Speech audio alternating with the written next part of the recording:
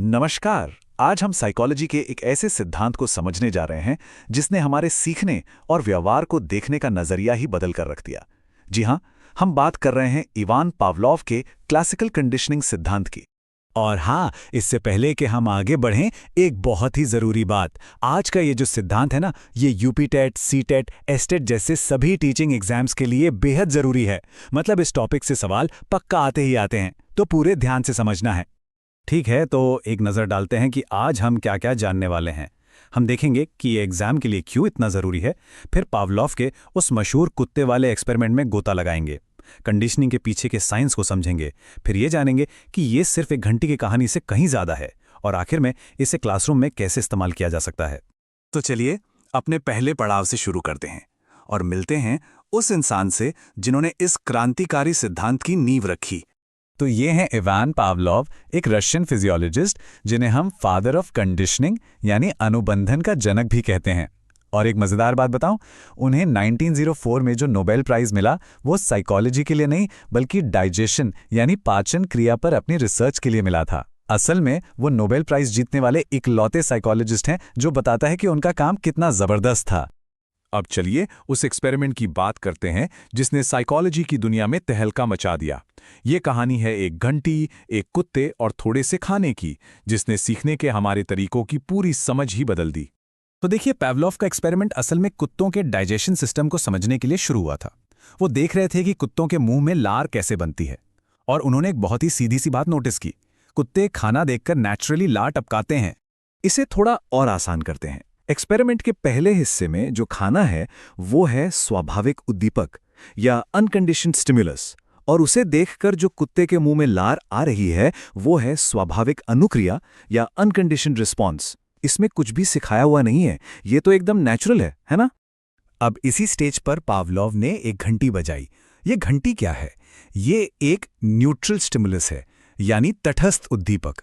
मतलब घंटी की आवाज से कुत्ते को कोई फर्क नहीं पड़ता, कोई लार नहीं आती। उसके लिए तो ये बस एक आवाज है और कुछ नहीं। अब आता है कहानी का असली मोड़, सीखने की प्रक्रिया। पावलोव ने क्या किया, वो बार बार घंटी बजाते और उसके तुरंत बाद कुत्ते को खाना दे देते। घंटी बजी, खाना मिला, घंटी बजी, खाना मिला।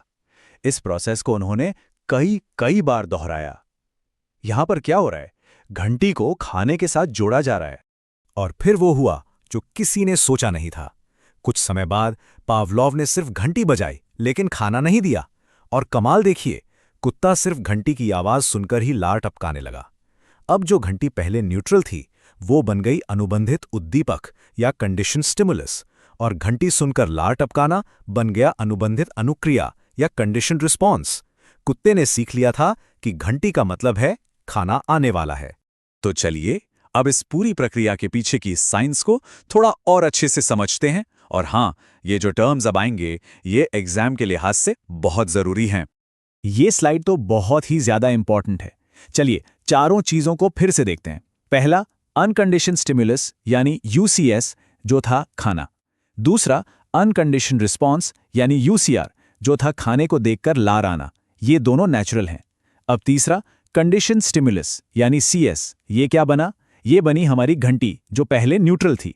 और चौथा, कंडीशन रिस्पॉन्स यानी सीआर, जो था घंटे की आवाज पर लार आना। ये सीखी हुई प्रतिक्रिया है। एक और बहुत जरूरी बात जो एग्जाम्स में अक्सर कंफ्यूज कर देती है वो है इस सिद्धांत के अलग अलग नाम। इसे शास्त्रीय अनुबंधन, अनुकूलित अनुक्रिया, प्राचीन अनुबंधन, यहाँ तक कि अधिगम का प्राचीनतम सिद्धांत भी कहा जाता है। ये सारे नाम याद रखना बहुत जरूरी है क्योंकि सवाल किसी भी नाम से आ सकता है। अच्छा, तो अब कुत्ते और घंटी की कहानी से थोड़ा आगे बढ़ते हैं। देखते हैं कि ये सिद्धांत सामान्यीकरण, विलोपन और हमारी अपनी भावनाओं जैसी चीजों पर कैसे काम करता है। देखिए, कंडीशनिंग के 3 मेन प्रिंसिपल्स हैं। पहला है एक्विजिशन, यानी जब कोई प्रतिक्रिया सीखी जा रही हो। दूसरा है जनरलाइजेशन, मतलब कुत्ता सिर्फ उसी घंटी पर नहीं बल्कि उससे मिलती जुलती किसी भी आवाज पर लार टपकाने लगे। और तीसरा है एक्सटिंक्शन, यानी विलोकन। सोचिए, अगर आप बार बार घंटी बजाएं पर खाना दे ही नहीं तो क्या होगा? धीरे धीरे कुत्ता समझ जाएगा कि अब घंटी का मतलब खाना नहीं है, और उसकी सीखी हुई आदत खत्म हो जाएगी। तो क्या ये सब सिर्फ जानवरों पर काम करता है? बिल्कुल नहीं। साइकोलॉजिस्ट जॉन बी वॉटसन ने इसे लिटिल एल्बर्ट नाम के एक एक्सपेरिमेंट में इंसानों पर आजमाया। उन्होंने एक छोटे बच्चे के सामने एक प्यारा सा सफेद चूहा रखा और साथ में एक जोर की डरावनी आवाज निकाली। कुछ ही बार में बच्चा सिर्फ उस सफेद चूहे को देखकर ही बुरी तरह डरने लगा। ये एक्सपेरिमेंट दिखाता है कि डर जैसी भावनाएं भी सिखाई जा सकती हैं। तो अब आते हैं सबसे अहम सवाल पर। ये सारी जानकारी टीचर्स के लिए क्यों जरूरी है? आखिर क्लासरूम में इसका क्या काम? चलिए देखते हैं। असल में क्लासरूम में इसके बहुत सारे इस्तेमाल हैं। बच्चों में अच्छी आदतें डालनी हो या बुरी आदतें छुड़वानी हो, ये सिद्धांत काम आता है। किसी शब्द को किसी चीज से जोड़कर भाषा सिखाने में मदद मिलती है। बच्चों में पढ़ाई को लेकर एक पॉजिटिव माहौल बनाया जा सकता है। क्लास में डिसिप्लिन बनाए रखने, बच्चों के डर को दूर करने, जैसे कि सबके सामने कुछ पढ़ने का डर, और यहाँ तक कि सीखने में मुश्किल झेल रहे बच्चों की मदद करने में भी ये सिद्धांत बहुत कारगर है। जैसा कि माने हुए शिक्षाविद क्रो ने भी कहा है, इस सिद्धांत के प्रयोग से बालकों में उत्तम व्यवहार एवं अनुशासन की भावना का विकास किया जा सकता है। ये बात इस सिद्धांत की अहमियत को और भी पक्का कर देती है। और जाते जाते एक सवाल सबके लिए। कभी सोचा है कि हमारी अपनी रोजमर्रा की कितनी आदतें, कितने डर और कितनी पसंद नापसंद बस ऐसी ही सीखी हुई प्रतिक्रियाएं हैं जिन्हें हमने शायद अनजाने में ही सीख लिया है? इस पे सोचिएगा जरूर।